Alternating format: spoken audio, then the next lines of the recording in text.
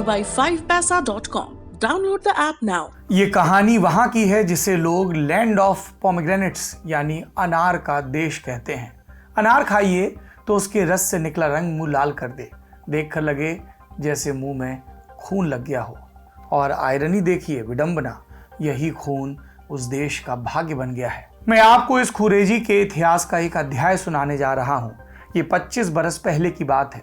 जुमे की शाम दरगाह के दरवाजे पर एक आगंतुक आया। उसकी ख्वाहिश थी दरगाह के भीतर कई तालों में बंद एक चांदी के बक्से से अपना मुकद्दर खोलना। क्या था उस बक्से में? उसमें बंद था एक प्राचीन चोंगा, जिसे लोग पैगंबर मोहम्मद का चोंगा कहते हैं, जिसे दशकों पहले एक राजा ने बड़ी हिफाजत के साथ उस दरगाह के भीतर रखवाया था। उस चोंगे तक पहुंचने की यात्रा में कई दरवाजे थे। हर दरवाजे पर 3 ताले और तीनों की चाबियां 3 अलग अलग लोगों के पास। उन तीनों के एक साथ मौजूद हुए बिना ताला नहीं खुलता। कई दरवाजे पार करने के बाद एक कोठरी में एक के भीतर एक 3 बक्से रखे थे।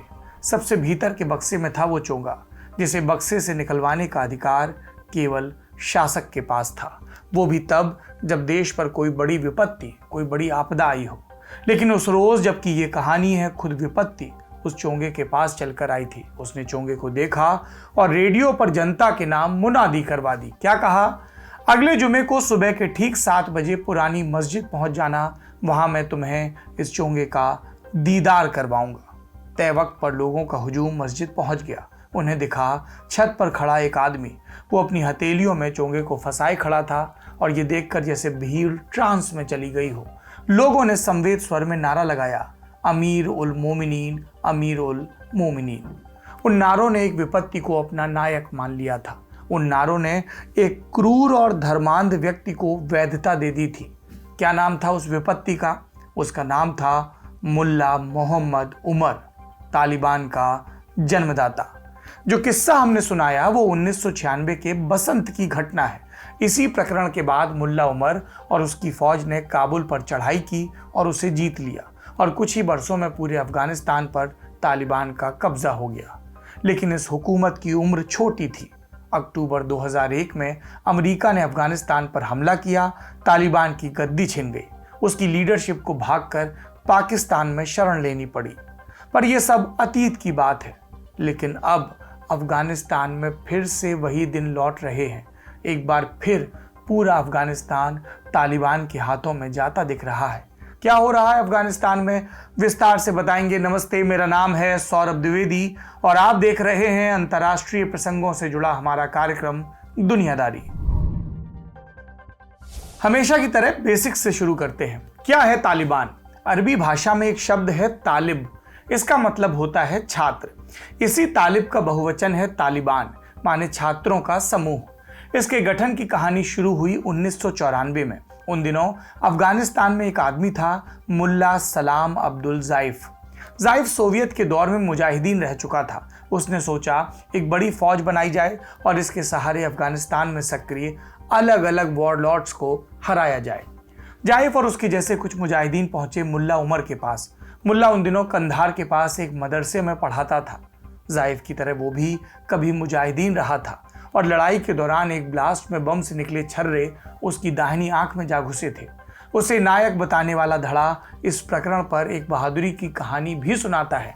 इसके मुताबिक जब मुल्ला की आंख जख्मी हुई तो वो डरा नहीं। उसने खंजर उठाया और जख्मी आंख को खोदकर शरीर से अलग कर दिया। खैर, 1994 के पतझड़ की ओर लौटते हैं। ज़ाइफ और उसके कुछ साथियों ने मुल्ला उमर से कहा, हमारी लीडरशिप स्वीकार करो। मुल्ला मान गया और इस तरह 1994 के ढलते साल कंधार प्रांत स्थित मुल्ला के गांव संगीसर की मस्जिद में करीब 50 लोग जमा हुए।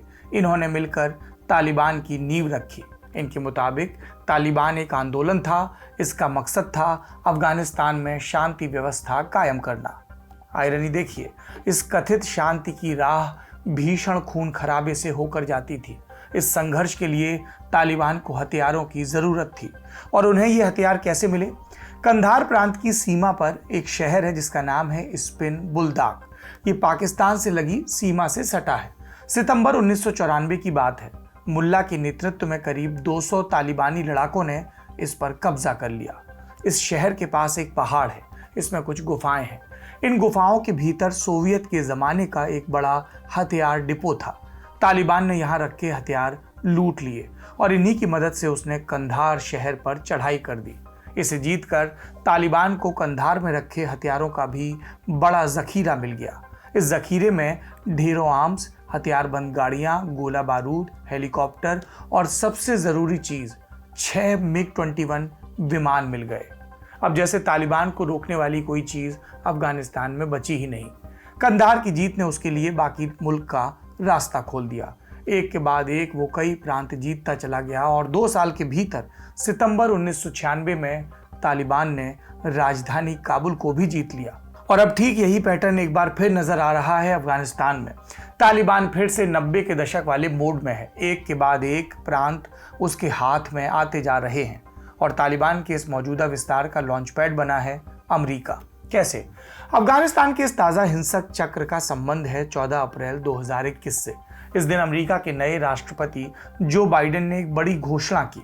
उन्होंने कहा 11 सितंबर 2021 को जब हम 9/11 हमले की 20वीं बरसी मनाएंगे, उससे पहले ही अमेरिकी सेनाएं और नाटो फोर्सेस अफगानिस्तान से वापस आ चुकी होंगी। ये घोषणा एकाएक नहीं हुई थी। बाइडेन के पूर्ववर्ती डोनाल्ड ट्रंप पहले ही ये ऐलान कर चुके थे। इस संबंध में उन्होंने तालिबान के साथ समझौता भी किया था। ये समझौता कहलाता है दोहा डील। 29 फरवरी 2020 को ये डील फाइनल हुई थी और इसमें तय हुआ था कि अमेरिका और नाटो फोर्सेस 1 मई 2021 तक अफगानिस्तान से बाहर निकल जाएंगे। लेकिन वापसी की ये प्रक्रिया सशर्त थी। इसमें अमेरिका ने वापसी के लिए कुछ शर्तें रखी थी। 2 शर्तें अहम थी। पहला, तालिबान हिंसा कम करेगा और दूसरा, अफगानिस्तान की सरकार और तालिबान के बीच राजनीतिक समझौते का एक फ्रेमवर्क बनेगा, इसकी शुरुआत होगी। लेकिन बाइडेन के ऐलान में इन शर्तों की बात नहीं थी। वो हर हाल में अमेरिका को अफगानिस्तान से वापस ला रहे थे। बाइडेन के मुताबिक अमेरिका के लौटने के बाद अफगानिस्तान का क्या होगा, ये सोचना अमेरिका का काम नहीं, इसकी जिम्मेदारी अफगानियों की है। वॉशिंगटन के इस बदले रुख का क्या असर हुआ? बाइडेन के ऐलान के 2 ही हफ्ते बीते थे कि तालिबान ने ऑल आउट हिंसा शुरू कर दी।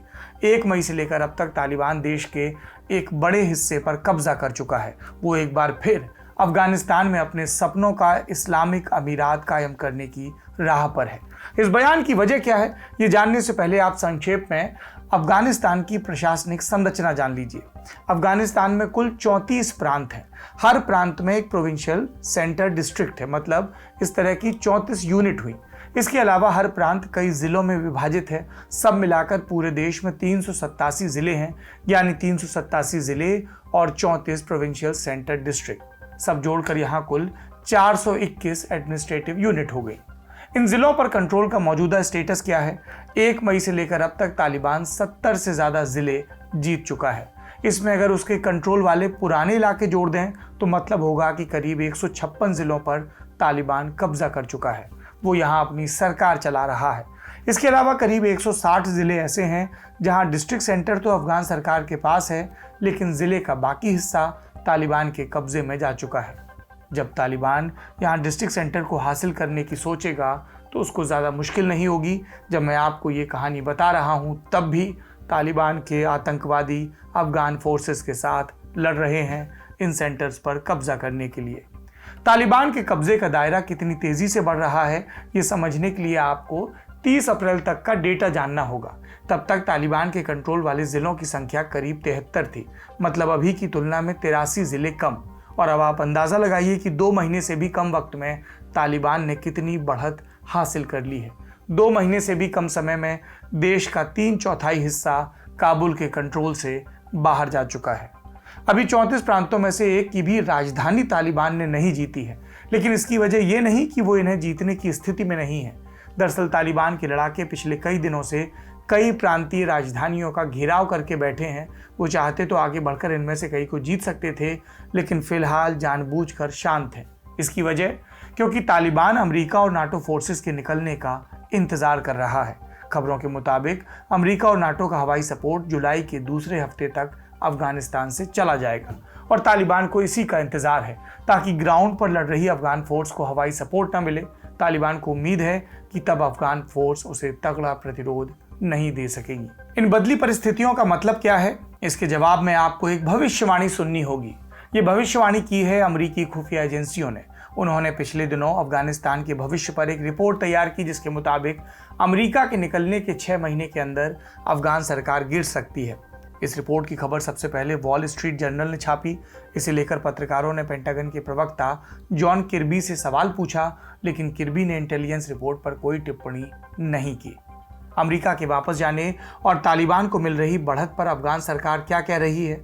प्रिटेंशन के मोड में है। अशरफ गनी की जो सरकार है, उन्होंने एक से ज्यादा मौकों पर अमेरिका की वापसी का क्रेडिट लेने की कोशिश की। राष्ट्रपति ने दावा किया कि उनकी सरकार अफगानिस्तान को डिफेंड करने में सक्षम है। तालिबान को बढ़त मिलने की आशंका पर गनी बोले, जिन्हें डर लग रहा हो वो देश छोड़कर चले जाएं, इससे हमारे देश को कोई नुकसान नहीं होगा। अगर कुछ लोग मौज के लिए देश से जाना चाहते हैं तो उन्हें जाने दो। पर क्या गनी का ये बयान सही है? क्या कुछ गिनती के लोग मजे के लिए भाग रहे हैं? क्या तालिबान से डरने की कोई ज़रूरत नहीं है? इन तीनों सवालों का जवाब नहीं है। गनी सरकार के दावे गलत हैं। लोग मजे के लिए नहीं, जान बचाने के लिए भाग रहे हैं, इसलिए कि अफगान सरकार अपने नागरिकों की सुरक्षा नहीं कर पा रही। रिपोर्ट्स के मुताबिक अफगान फोर्सेस का मनोबल गिरा हुआ है। कई जगह तो सुरक्षा कर्मियों ने बिना लड़े हथियार डाल दिए और तालिबान के आगे सरेंडर कर दिया। तो क्या पूरा अफगानिस्तान सरेंडर के मूड में है? इसका जवाब भी नहीं है। कई प्रांतों में तालिबान से लड़ने के लिए जनता सामने आ रही है। पिछले एक हफ्ते के दौरान 1 दर्जन से ज़्यादा जिलों में लोगों ने हथियार उठा लिए। उनका कहना है कि जान बचाने के लिए यही आखिरी रास्ता बचा है। टोलो न्यूज़ की एक रिपोर्ट में पाकिता प्रांत के ऐसे ही एक शख्स का बयान आया। क्या कहा? इस शहर के लोग कसम खाते हैं कि हम अपनी सुरक्षा एजेंसियों का साथ देंगे। हम अपने खून के आखिरी कतरे तक अपने देश की रक्षा करेंगे। जनता की इस भागीदारी के चलते कुछ इलाकों में तालिबान को मुंह की खानी पड़ी है। कई जगहों पर पब्लिक सपोर्ट के चलते अफगान फोर्सेस मोर्चा बचाने में सफल हुई हैं और इसे देखते हुए अफगान सरकार भी लोगों से साथ आकर लड़ने की अपील कर रही है, उन्हें हथियार भी दे रही है। इस संबंध में पिछले दिनों अफगानिस्तान के रक्षा मंत्री बिस्मिल्लाह खान मोहम्मदी का बयान भी आया। उन्होंने कहा कि वो अफगानिस्तान के सभी देशभक्तों से तालिबान विरोधी जंग में शामिल होने की अपील करते हैं। मोहम्मदी ने ये आश्वासन भी दिया कि उनकी सरकार ऐसे सभी लोगों को हथियार और बाकी संसाधन मुहैया कराएगी। लेकिन इस सब बातचीतों के बीच एक जरूरी सवाल है, क्या बड़े स्तर पर आम जनता को सशस्त्र किया जाना ठीक है? इस मामले में अफगानिस्तान का अतीत डरावना रहा है। सोवियत संघ से लड़ाई के दौर में यहाँ मुजाहिदीनों की फौज खड़ी हो गई, जमकर हथियार बांटे गए। फिर सोवियत संघ चला गया, लेकिन वो खतरनाक हथियार अफगानिस्तान में रह गए। उनसे लैस अफगानों ने अपने अपने गुट बना लिए, मरने मारने में जुट गए। अभी तालिबान से लड़ने के लिए आम लोगों को हथियारबंद किया जा रहा है। कल को लड़ाई खत्म होने के बाद इन हथियारों का क्या होगा? क्या गारंटी है कि ये फिर से उसी हिंसा के चक्र का जरिया नहीं बनेंगे? इसके अलावा एक और बड़ी चीज़ हो रही है अफगानिस्तान में। वहाँ कई एंटी तालिबान मिलिशिया ग्रुप भी लड़ाई में शामिल हो गए हैं। पिछले एक हफ्ते के भीतर ही उत्तरी अफगानिस्तान के करीब आधा दर्जन प्रांतों में मिलिशिया ग्रुप सक्रिय हुए हैं। इन्हें अफगान सरकार से सपोर्ट मिल रहा है। सरकार चाहती है कि तालिबान से आर पार की लड़ाई में उसका हाथ मजबूत हो, इसलिए वो प्रतिद्वंदी कबीलों और तालिबान विरोधी गुटों को एकजुट करने की कोशिश भी कर रहा है। 21 जून को राष्ट्रपति गनी ने ऐसे ही कुछ मिलिशिया लीडर्स के साथ बैठक की और उनसे तालिबान के खिलाफ यूनाइटेड फ्रंट में शामिल होने को कहा। इन मिलिशिया ग्रुप्स के साथ आने से अफगानिस्तान में एक और गृह युद्ध छिड़ने की आशंका है, लेकिन शायद इसी में तालिबान के विस्तार को रोकने की संभावना भी है। कुल मिलाकर अफगानिस्तान अपने ही अतीत की परछाई बन गया है। वहाँ हिंसा कभी थमती नहीं, बस उसकी डिग्री, उसकी तीव्रता में फर्क आता है। वहाँ जैसे एक अलग ही धरती अपनी धुरी पर नाचती है, जो अपने साथ बिना फेल मारकाट के अलग अलग मौसम लाती है। और शायद इसीलिए अफगानिस्तान का नाम सुनकर कई लोग अफसोस से कहते हैं, oh what an unlucky country. आज की दुनियादारी में इतना ही। अपना ख्याल रखिए। शुक्रिया।